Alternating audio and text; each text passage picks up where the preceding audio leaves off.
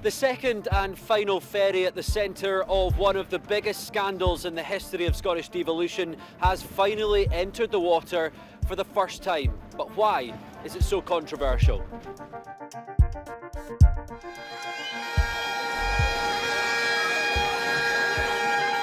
Back in 2015, a £97 million deal was struck to build two ferries to go to and from Scotland's islands. But almost a decade on, the ferries are still not ready and the costs have soared to around £400 million. And all the while, islanders have been dealing with unreliable services on vessels that are up to 40 years old that keep breaking down.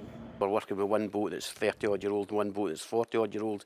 They're just not reliable enough to get, to get to the markets. If we'd got the new boats when they were supposed to come, well, hopefully they would have been a better boat and would have the more reliable service.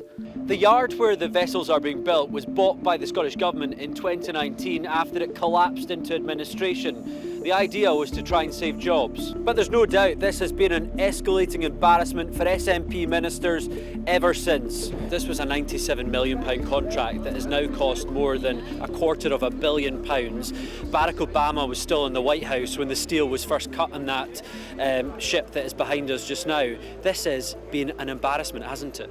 No, and I think that using that kind of language isn't particularly helpful, particularly when it comes to the people who I'm here to support today. It's the facts, Minister. Namely the people of Port Glasgow and Inverclyde and the workers of Ferguson Marine, who, as I say, have put in a huge amount of work to getting these two vessels to fruition, and the launch today is cause for celebration. The ferries were initially designed wrong, then hundreds of electrical cables were installed incorrectly. There's been incompetent management and even questions about whether the initial deal was rigged. The list goes on. It hasn't been ideal, to be perfectly honest with you. We wouldn't have wanted the delays that we've suffered, but we are where we are. Do you recognise this project has been a failure? I recognise it's had its challenges, for sure. What are those challenges? Delivering on time and on budget. And what do you say to the island communities who are still without their ferries? I'll do my best to get them finished in time and get them to them. And that's all I can do. You know, I can't change the past.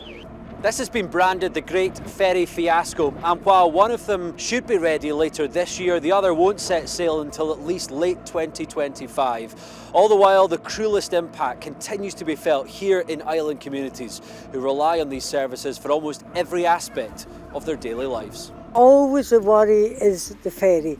The ferry is the main worry because the ferry rules your life when you live in an island. You find yourself sitting there crying, thinking, oh, I can't go through this anymore. I can't face this journey across. I can't face the fact that I don't know whether the boat is going to sail.